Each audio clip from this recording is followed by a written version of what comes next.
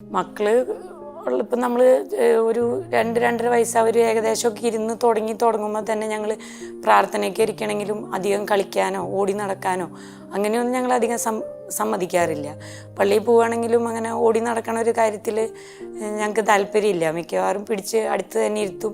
അതുപോലെ തന്നെ പുറത്ത് കളിക്കാൻ വിടുക അങ്ങനത്തെ ഒരു കാര്യങ്ങളൊന്നും പൊതുവെ പറ്റിയില്ലെങ്കിൽ നമ്മൾ സമ്മതിക്കുന്നതല്ലാതെ കണ്ട് ചെറുപ്പം മുതലേ അങ്ങനെയാണ്. താഴെയുള്ളവനാണെങ്കിലും ഞങ്ങൾ പ്രാർത്ഥന എത്തിക്കുക ഇരുന്ന് കഴിഞ്ഞാൽ അവൻ്റെ വണ്ടിയും കൊണ്ട് ഓടി ഇതിൽ കൂടെ നടക്കും. അപ്പോൾ ഒരു ദിവസം അമ്മ വിളിച്ചിട്ട് പറഞ്ഞു, എടാ വണ്ടി കൊണ്ട് മുറിക്കകത്ത് വെച്ചോളൂ, ഓടിയാൻ പാടില്ല, ഈശോനോട് നമ്മൾ പ്രാർത്ഥിക്കാൻ പോവാണ്, നടന്നാൽ മതി, വണ്ടി കൊണ്ട്. പക്ഷെ അത് നമ്മൾ വിചാരിച്ചില്ല അവൻ ഒരിക്കലും അത് കേൾക്കുമെന്ന്.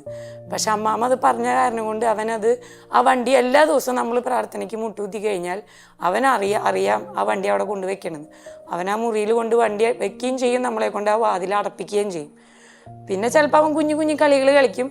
പക്ഷെ അതവന് മനസ്സിലായി നമ്മൾ പ്രാർത്ഥിക്കുന്ന സമയത്ത് നമ്മൾ കളിക്കാൻ പാടില്ല എന്നുള്ളത്.